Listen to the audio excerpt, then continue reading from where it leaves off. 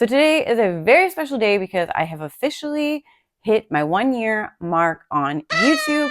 And in this video, I just want to share with you my experience throughout this process, some of the challenges I've faced, as well as some of the highlights and how I have managed to keep up with this New Year's resolution and get these videos published on YouTube every single month for the past year. So if you're sitting here thinking about what you want to create going into the new year, this video is definitely for you. Perhaps you'll be able to walk away with some good, insightful tips that may help you in the year to come.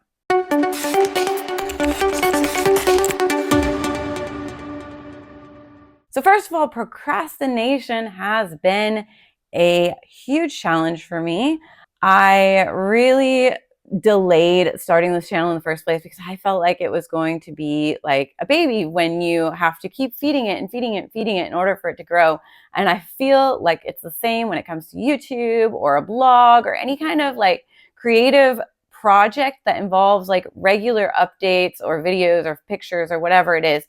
And I was really concerned about the idea of such a time-intensive project like creating YouTube videos and really sticking to a schedule that I would get them up regularly. Now, the biggest push was really being back home during Christmas time last year, and both my dad and my brother come out of the video world. So when I mentioned the YouTube channel, it was within a matter of minutes that they were already trying to set up the camera and the lights and everything else so that I would create my first video. It was helpful because they really became like my accountability buddies and made sure that I started the project in the first place. Aside from that, starting the next video was the hardest part. It was the idea that now I have to set up the camera and I have to set up the lights and I have to get everything in order before I go ahead and record the video, trying to create some kind of outline or script for the video, staying on topic. And then, of course, the hardest part was really motivating myself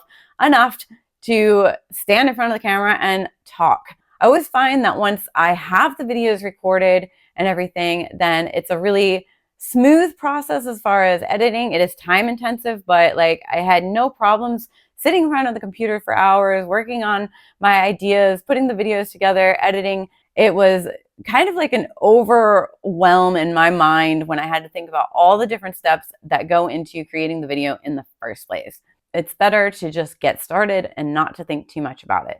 You can always change things later. You can always switch things up if you need to, but just take the first step. Some of the lessons I've learned over this past year is that you don't have to script everything out. You don't have to have it all memorized and say the perfect thing, but that it's a lot better to focus on authenticity, saying what it is that comes to mind, and just being yourself in front of the camera.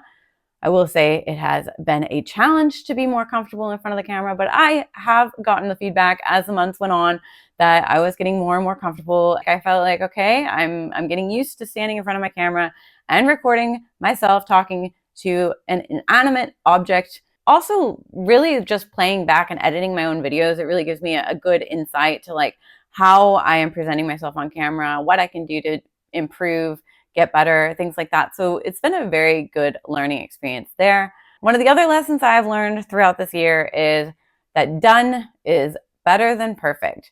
It is so easy to get so involved in a creative project where I am looking to get that shot and really put it all together and make it as best as I possibly can or as perfect as I possibly could. But realistically, just getting the videos done and on YouTube is sometimes better than creating the most perfect video in the world. There were times that I had issues with technical things, whether it was camera or microphone or what have you, but I just embraced the imperfections and understood these are the first YouTube videos. They don't have to be perfect because with each and every video, it was just getting a little bit more comfortable and a little bit better, just improving by that 1%. Also, consistency definitely matters. I found that when I was uploading videos more regularly and more consistent, they did better. At the very least, I tried to keep the day consistent and I uploaded a lot of videos on Sundays. Over the past year, I've created a variety of videos. I have done things from experimental photography and instant photography to videos on reviews of different cameras I've used, different creative projects I've done, things like that. Even with a relaxed schedule of only uploading 1 to 2 times per month. I have to say that it has been a really cool experience to watch how much my channel has grown. I started off with like 0 subscribers, and already here we are about to move into the new year, and it has reached about 400 subscribers. I'm sure that I could have gotten all the way up to 1,000 subscribers, which is what you need in order to get monetized. Probably could have achieved that if I had the time and energy and put a lot more focus on producing videos every single week or maximum every 2 weeks. I definitely saw some videos perform better than other videos. A lot of times, if I was using a brand name like Instax or Polaroid, those videos tend to do better than a lot of the other videos just because people are searching for them. And overall, YouTube is a search engine just like Google. So those videos tend to perform a little bit better. However, the ones that I really enjoyed doing were a lot of these creative processes, playing around with different things, whether it was developing pictures with coffee or making film soup or doing these different creative projects with instant photography. That has been really fulfilling and really enjoyable for me.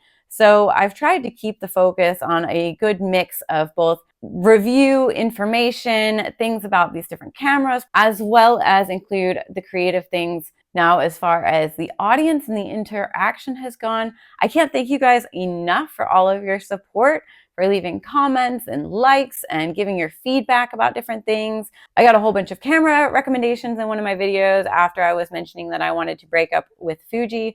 That was a video that I was very scared to upload because it was a little bit controversial and I wasn't sure how people would take it, but I was really overwhelmed with the amount of people that actually had very similar experiences to me. So I feel like whatever it is that you want to create a video about, just do it. It's amazing to see the feedback from other people. Most of the times, it was always different than what I expected. It has been the highlight that has kept me wanting to produce more videos and upload them for you guys. One thing that I've also really learned this past year is how important it is to be flexible and learn to adapt. I've really tried to take different feedback to heart and really try to keep going. So with that, I hope to dive into this new year, giving you guys more of what it is you're looking for, that my videos improve step by step, and really find a good mix of different kinds of videos to offer. Of course, if there are specific videos that you've really enjoyed watching or videos you would like to see more of in the coming year,